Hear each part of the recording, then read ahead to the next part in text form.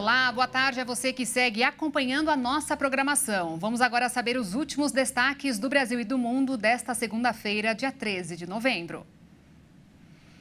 O deputado do Amazonas, Amon Mandel, acionou a Procuradoria-Geral da República devido a encontros do ministro da Justiça e Segurança Pública, Flávio Dino, com uma mulher de líder de uma facção que atua no Rio de Janeiro. O deputado também propôs a criação de uma CPI que investigue envolvimento de servidores do alto escalão do Ministério da Justiça com criminosos. Dino, por sua vez, disse que não tinha conhecimento das reuniões realizadas na pasta entre seus secretários e uma integrante do Comando Vermelho.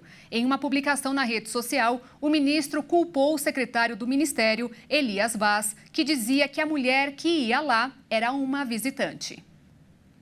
Muitas cidades do país estão enfrentando temperaturas acima da média, com quebra de recordes e sem previsão nenhuma de chuva. Mas nesse fim de semana, lá em Santa Catarina, um tsunami meteorológico atingiu o município de Laguna. A repórter Michele Veiga trouxe para a gente um balanço dos prejuízos causados pelo fenômeno e a expectativa do tempo para os próximos dias.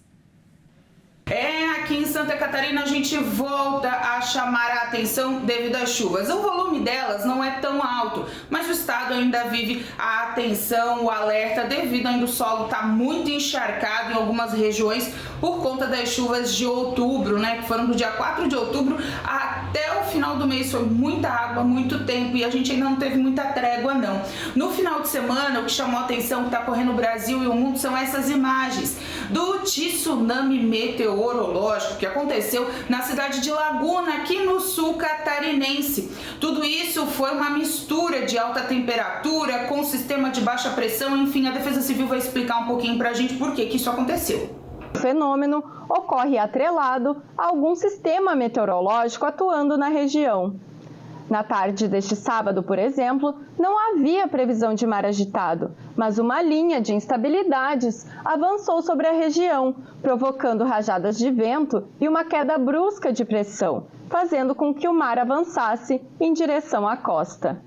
Tá aí, portanto, a explicação da Defesa Civil de Santa Catarina, e os carros aí, cerca de 20 deles, tiveram bastante prejuízo. Ali é uma área mais familiar, tem restaurantes, almoço à beira-mar, mas os carros nem deveriam estar ali, porque é proibido o tráfego de veículos na beira-mar. Mas, enfim, instável, acabaram sendo prejudicados também por essa condição. Aqui a gente fica de olho nas altas temperaturas, pois não tá frio não, tá bem abafado. Hoje a temperatura tá na casa dos 26 graus, mesmo com chuva. Ontem, Uruçanga, uma cidade aqui do sul catarinense, foi a que teve a maior alta de temperatura, 40 graus somente nesse domingo. No sábado, quando aconteceu tudo isso, vento forte, tsunami, estava na casa dos 36 graus. Então, assim, as temperaturas continuam altas, muito abafado o tempo, mas a umidade está alta devido à chuva. Por isso, a gente fica de olho e a Defesa Civil alerta para vendavais, tempestades e granizo a qualquer momento no estado. Eu volto para São Paulo com as informações aqui de Santa Catarina para a Rede TV, repórter Michele Veiga. Após muita especulação sobre o futuro dos gadgets alimentados por inteligência artificial, uma empresa lançou um aparelho chamado iPin. O dispositivo atende por comando de voz e pode se dividir em dois: um quadrado e uma bateria que se prende magneticamente às roupas e outras superfícies. A principal função do PIN é conectar-se a modelos de inteligência artificial por meio de um software que a empresa chama de iMic. O comunicado de imprensa da Omni menciona compatibilidade com modelos da Microsoft e OpenAI, dona do ChatGPT. Rumores anteriores sugeriam que o PIN era alimentado principalmente por GPT-4. O aparelho roda um sistema operacional chamado Cosmos e atende os comandos do usuário sem precisar baixar e instalar aplicativos. Sendo assim, como visto nas imagens, ele não tem nenhuma tela inicial, nem muitas configurações para ajustar. A ideia é que você possa simplesmente falar ou tocar no PIN, dizer o que deseja fazer ou saber, e isso acontecerá automaticamente. A empresa deve adicionar recursos de navegação e compras e planeja dar aos desenvolvedores maneiras de criar suas próprias ferramentas. No fim, A Rumney espera que o seu dispositivo evolua da mesma forma que o smartphone, melhorando a experiência do usuário ao longo do tempo. E agora vamos ao Minuto da Economia desta segunda-feira.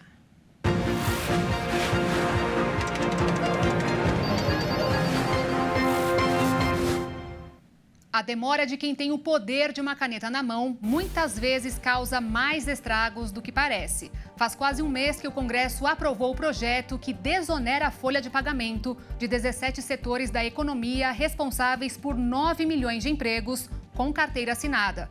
Falta apenas a assinatura do presidente Lula, que está ouvindo todos os envolvidos antes de tomar uma decisão.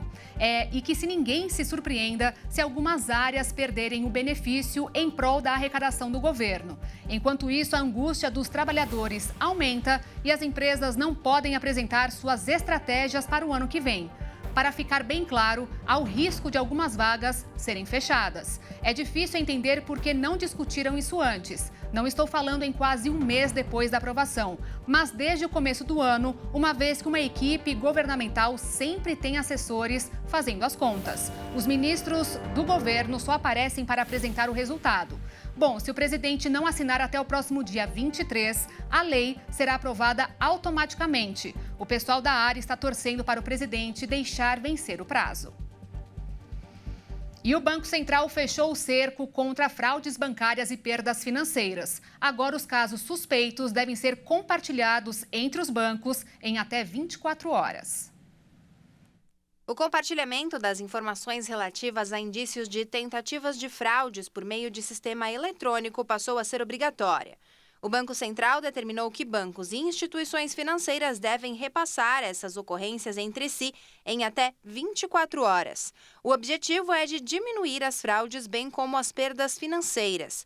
Nas informações a serem compartilhadas entre as instituições devem constar o tipo de transação, dados dos envolvidos, data e horário de tentativa de fraude, valor e o dispositivo eletrônico utilizado. A proposta foi aprovada em resolução do Conselho Monetário Nacional em maio e teve 6 meses para ser implementada. A mesma norma também estabelece que as instituições devem enviar até o dia 15 de cada mês uma declaração de conformidade do registro em relação aos dados e às informações sobre indícios de fraudes do mês anterior. Mas, para que as instituições possam compartilhar os dados, é preciso que os usuários concordem. Os clientes também vão ter livre acesso às informações. O registro não se aplica aos dados e às informações sigilosas relacionadas aos indícios da prática dos crimes de lavagem de dinheiro ou ocultação de bens. A trufa branca é a iguaria mais cara do mundo. 1 quilo custa R$24 mil.